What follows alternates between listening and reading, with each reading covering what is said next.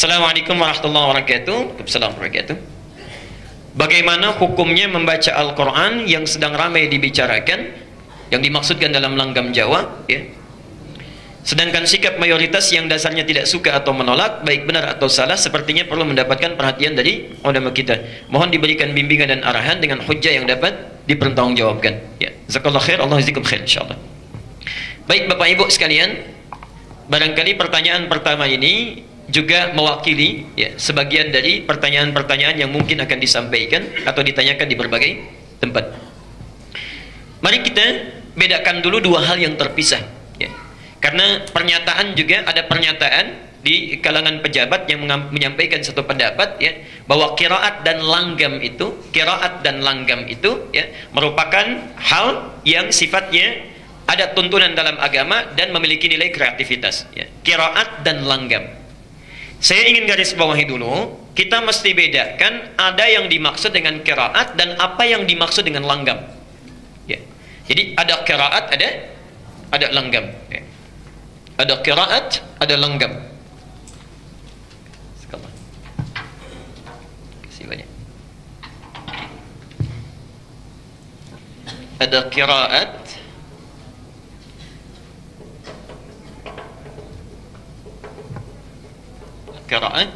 ada naghmah dalam bahasa Arab itu ya, langgam, naghmah. Atau nagham dalam bahasa orang kita, nagham atau naghmah, lagu, irama.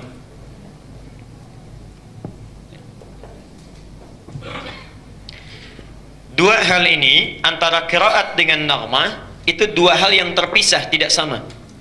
Tidak sama ya. Tolong dibedakan. Satu, apa yang dimaksud dengan qiraat? Qiraat itu adalah cara baca Al-Quran, cara membaca Al-Quran berdasarkan dialek Arab yang telah ditetapkan oleh Rasulullah sallallahu alaihi wasallam. Ya. Cara baca Al-Quran berdasarkan dialek Arab ya, yang telah ditetapkan oleh Rasulullah sallallahu alaihi wasallam.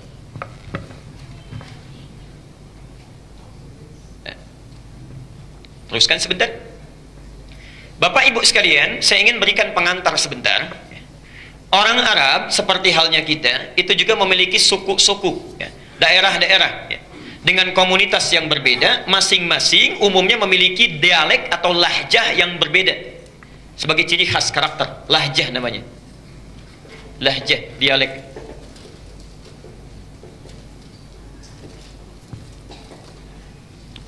Misal, ya, tidak hanya satu lahjah, tidak hanya satu dialek. Ya.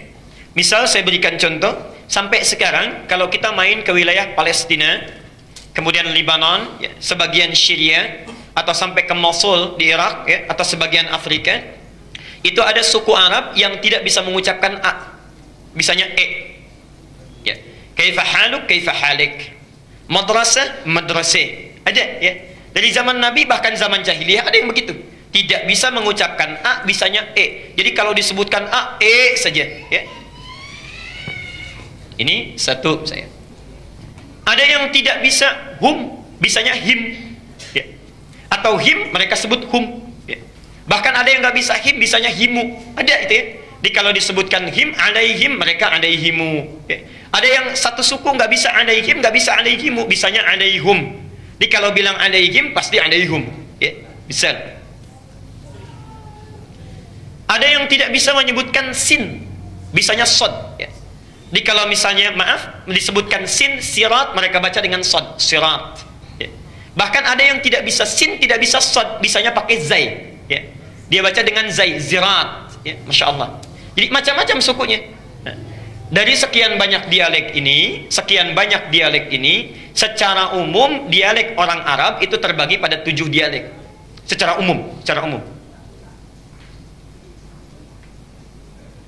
Dipetakan ini, dihimpun ini sejak masa Nabi, karena itulah kemudian Quran diturunkan dengan 7 dialek ini. 7 cara baca ya. 7 cara baca. Karena itu kita kenal sampai sekarang istilah qiraah sab'ah ya. 7 cara baca Quran, qiraah sab'ah. Ada 7 rawinya, ya. 7 pembaca Qur'annya, kemudian setiap rawi memiliki 2 qari, ya, 2 orang pembacanya. Nah, jangan dikira baca Quran itu satu model, tidak. Ya. Cara baca Quran itu nanti ada 7 berdasarkan 7 dialeknya, cara bacanya. Ya. Misal, kita baca wadduha pakai A. Wadduha wal laili idza saja ma wadda'aka rabbuka wa ma qala. Ya. Itu qiraat Hafs. Yang baca Hafs dari Asim, satu jenis model qiraat. Ya. Kalau kita mau baca misalnya dengan suku yang nggak bisa A, bisanya pakai E, maka turun riwayat yang kedua, disampaikan oleh Hamzah, punya 2 murid namanya Khalaf dan Khallad. Atau bahkan nanti muridnya Imam Nafi' namanya Warsh, dia baca pakai E. Wadduhi wal laili idza saja ma wadda'aka rabbuka wa ma qala walalakhiratu khairul laka minal ula. Ibu tertawa. Tapi kalau kita bacakan dengan A pada yang komunitas lisannya dengan E, mereka tertawa. Saya pernah bacakan itu, ya, begitu datang mushaf dari Indonesia, kami mengajar saat di Tripoli, ya, saat mengajarkan wadduha itu cekikikan tertawa. Kok begitu ya katanya bacanya? Karena mereka nggak biasa, ya, masya Allah. Nah, ayat yang dibaca tetap sama, ya rahmatullah. Ya. Ayat yang dibaca tetap sama, maknanya sama, cuma cara bacanya beda. Contoh, maafkan saya, contoh saja, tidak bermaksud membedakan, tapi untuk menampilkan keunikan. Ada orang Medan di sini. Nah, sepeda, dibilang apa biasanya? Sepeda. Ya. Antara sepeda dengan sepeda, bendanya sama nggak? Sama, cuma lisan cara bacanya mungkin yang berbeda satu sama lain. Ya, pengaruh lingkungan, ya, pengaruh tipologi geografisnya dan sebagainya. Ada di antara mereka, tadi saya sampaikan, nggak bisa baca sin, bilang sin nggak bisa, bisanya pakai sod, ya. Karena itu baca ihdinas siratal mustaqim itu bahkan ada 3 cara. Pakai sod, riwayat Hafs, ihdinas siratal mustaqim, kan? Ada bisa pakai sin, riwayat Qalun, ihdinas siratal mustaqim. Bahkan ada yang tidak bisa pakai sin, tidak bisa pakai sad, pakai zai bisanya. Ada riwayat Qunbul, muridnya Ibnu Katsir, ihdinas siratal mustaqim, pakai zai, ya. Jadi ada cara bacanya, semuanya sama cara bacanya, ya. Jadi tidak ada yang keliru, diturunkan berdasarkan dialek orang Arab sehingga memudahkan untuk membacanya. Kita yang di sini pakai riwayat Hafs, ya, yang ihdinas siratal pakai sad, ya, kemudian pakai alaihim. Di Libya sana, termasuk Tunisia, itu pakai riwayat Qalun, ya, yang kalau him menjadi himu, kadang-kadang menjadi hum, ya, kemudian sadnya menjadi sin. Jelas sampai di sini? Ibnu Katsir yang punya tafsir Ibnu Katsir itu bacanya pakai riwayatnya lain, sinnya pakai zai. Ihdinas siratal mustaqim, pakai zai. Masya Allah, ya. Jadi yang dimaksud dengan qiraat adalah cara baca Al-Quran berdasarkan dialek-dialek Arab ini yang telah ditetapkan oleh Nabi. Karena ada dialek tertentu yang tidak bisa digunakan untuk baca Quran. Jelas sampai sini? Baik. 1. Jadi disebut dengan apa? Qiraat sab'ah.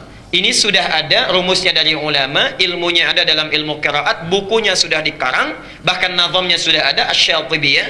Saya berikan contoh bukunya ini, ya.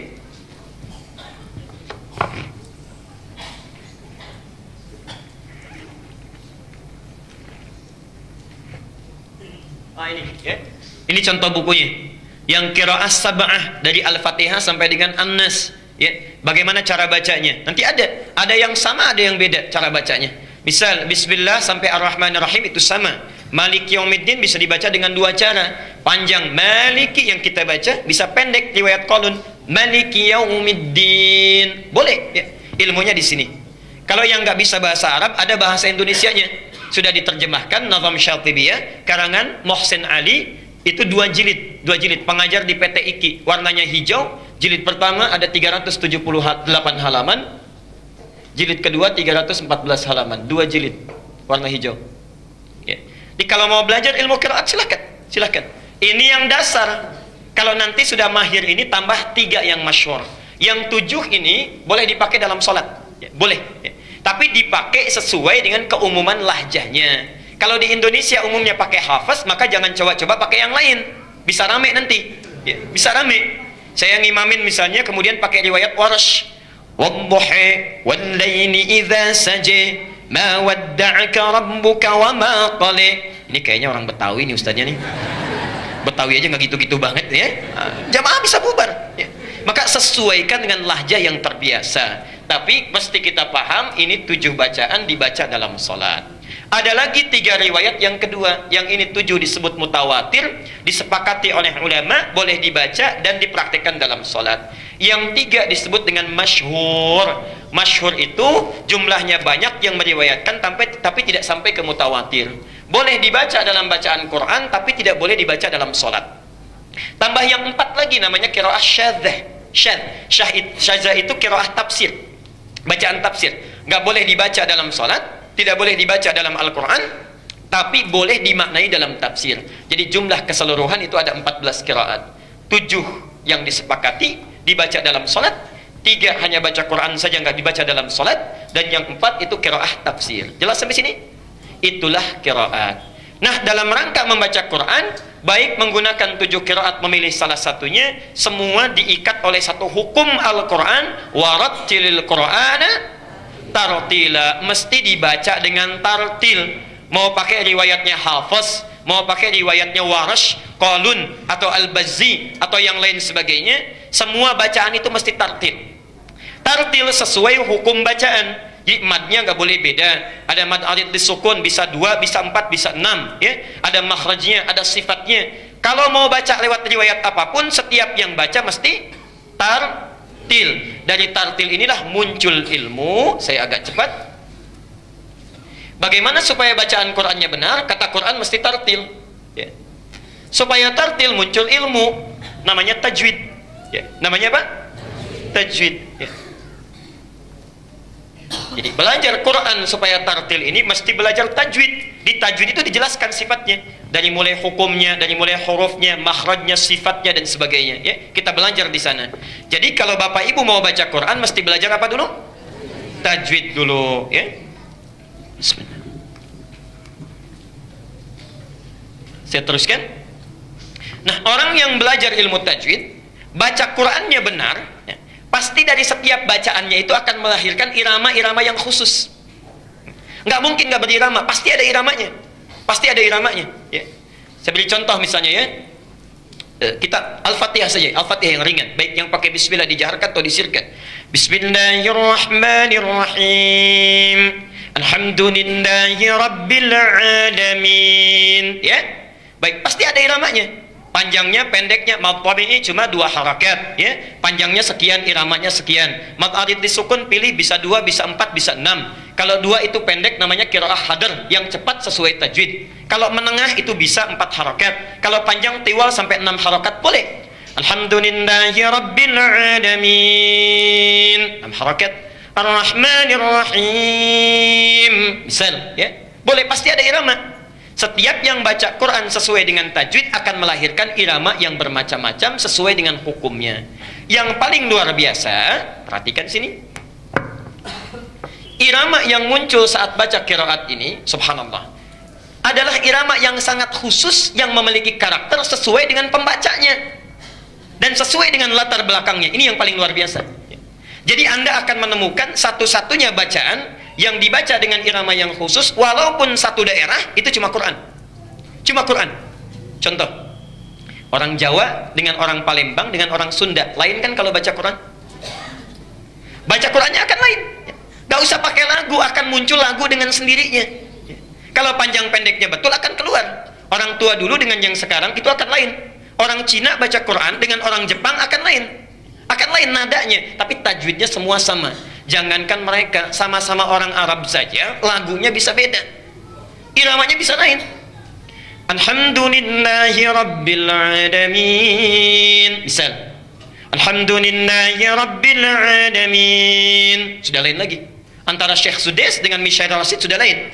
Al-Ghamidi lain lagi ya, Masya Allah. Itu semua orang Arab semuanya dan tidak ada masalah. Tidak ada masalah. Nah, yang demikian itu disebut dengan nagmah yang muncul lewat bacaan qiraat sesuai tajwid. Jadi bacaan tajwid yang baik saat membaca Quran akan melahirkan nagmah tersendiri. Jelas sampai sini? Baik. Satu, kaidah pertama.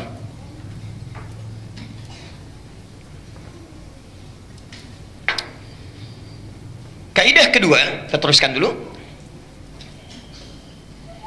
Bapak Ibu sekalian, kalau kita sudah mengerti dasarnya, bahwa membaca Quran itu tidak ada lagu yang khusus, yang penting sesuai tajwid. Kalau baca sesuai tajwid akan melahirkan irama yang menunjukkan ciri khas pembacanya, ya. Imam Masjid Al-Ihsan dengan Al-Azhar pasti lain. Ketahuan kalau ngimami, ini pasti Masjid Al-Azhar, ini pasti imam dari Al-Ihsan, langsung. Karena itulah dari sejak zaman Rasulullah sampai dengan zaman kini, para ulama membuat aturan, ya. Tidak diperkenankan membaca Al-Quran itu dengan irama-irama yang sifatnya dikhususkan untuk hal di luar Quran. Misal, ada irama syair. Zaman Nabi dulu, ya, bukan zaman sekarang. Zaman Nabi dulu. Dari zaman Nabi, itu selain Quran yang turun dari Allah sebagai bimbingan, ya, ada juga di kalangan masyarakat Arab yang terbiasa bernyanyi. Mereka menggunakan syair, ya. Quran bukan lirik, Quran bukan lagu, bukan untuk dinyanyikan, tapi dibaca dan dipahami. Dan turunnya Quran sekaligus untuk menepis syair, ya. Yuk kita lihat. Sebelum masa Islam datang, zaman jahiliyah syair sudah ada. Syaratnya syair itu memenuhi 16 rumus. Ada 16 rumus. Dikenal dengan bahr namanya, bahrun. Setiap rumusnya. Ada yang disebut dengan bahr tawil, ya. Tawilun lahu dunal bukhuri fadailu fa'ulun mafa'ulun fa'ulun mafa'ilu, ya. Ada rajaz, mustaf'ilun mustaf'ilun mustaf'ilun mustaf'ilun mustaf'ilun mustaf'ilun. Ada ramal, fa'ilatun fa'ilatun fa'ilatun fa'ilatun fa'ilatun fa'ilatun. Dari rumus-rumus sampai ke 16 ini, di situ mereka membuat syair-syair dan ada lagunya, ada iramanya, ya. Ada naghmahnya, ada musiknya, ya. Jangan dikira syair itu tidak ada lagunya, syair itu ada lagunya, ya. Contoh, saya berikan 2 contoh saja. Misal rajaz yang mustaf'ilun mustaf'ilun mustaf'ilun. Kita berikan contoh singkat. Al-Asma'i punya qasidah namanya Sautus Safiril Bulbuli. Ini hebatnya orang Arab. Lihat benda saja itu bisa membuat syair. Sautus Safiril Bulbuli hayyaja qalbi thamili al-ma'u waz-zarhu ma'a zahri lahzul muqali fa anta ya sayyidi wa sayyidi wa maulali fakam tayammuni ghuzayyilun uqayqali qataftuhu min wajnatin min fi'li hadha ar-rajuli faqala la faqad ghada muharwili wa wal walad wali ya waylali faqultu la tuwalwili fabayyinul lu'ali qalat lahu hina kadha in harwadid dhul muqali kahatan kakailali tabtabi tabtabuli. Nah, itu ya enggak apa-apa, silakan.